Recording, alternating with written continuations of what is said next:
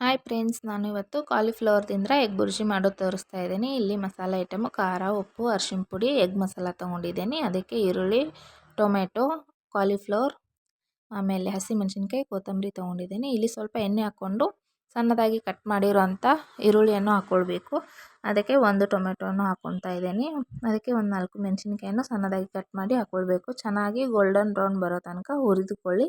ಆವಾಗಲೇ ಕಾಲಿಫ್ಲವರನ್ನು ಉಪ್ಪು, ಅರಿಶಿನ ಪುಡಿ ಹಾಕಿ ಬೇಯಿಸಿಟ್ಟಿದ್ದೆ. ಅದನ್ನು ಸ್ವಲ್ಪ ಹಾಕಿ ಆ್ಯಡ್ ಮಾಡಿ ಚೆನ್ನಾಗಿ ಮತ್ತೆ ಮಿಕ್ಸ್ ಮಾಡಿಕೊಳ್ಳಿ.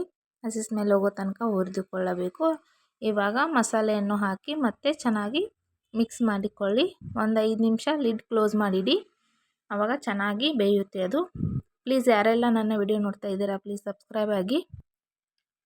ಇವಾಗ ಒಂದು ಮೊಟ್ಟೆ ಹಾಕ್ಕೊಂಡಿದ್ದೀನಿ. ನಿಮ್ಗೆ ಎಷ್ಟು ಬೇಕು ಅಷ್ಟು ಹಾಕ್ಕೊಳ್ಬೋದು. ಇಲ್ಲಿ ನಾನು ಸ್ವಲ್ಪ ಮಾಡ್ತಾ ಇರೋದು, ಅದಕ್ಕೆ ಒಂದು ಮೊಟ್ಟೆಯನ್ನು ಹಾಕಿ ಚೆನ್ನಾಗಿ ಮಿಕ್ಸ್ ಮಾಡಿಕೊಳ್ಳಿ. ಅದಕ್ಕೆ ಸಣ್ಣದಾಗಿ ಕಟ್ ಮಾಡಿರುವಂಥ ಕೊತ್ತಂಬರಿಯನ್ನು ಹಾಕಿ ಮತ್ತು ಚೆನ್ನಾಗಿ ಮಿಕ್ಸ್ ಮಾಡಿಕೊಳ್ಳಿ. ಇವಾಗ ಇದು ರೆಡಿಯಾಗಿದೆ. ಹೇಗೆ ಬಂದಿದೆ ಅಂತ ಕಮೆಂಟಲ್ಲಿ ತಿಳಿಸಿ. ಪ್ಲೀಸ್ ಲೈಕ್ ಮಾಡಿ, ಶೇರ್ ಮಾಡಿ, ಕಮೆಂಟ್ ಮಾಡಿ. ಕೊನೆ ತನಕ ನನ್ನ ವಿಡಿಯೋ ನೋಡಿದರೆ ಎಲ್ರಿಗೂ ಥ್ಯಾಂಕ್ ಯು.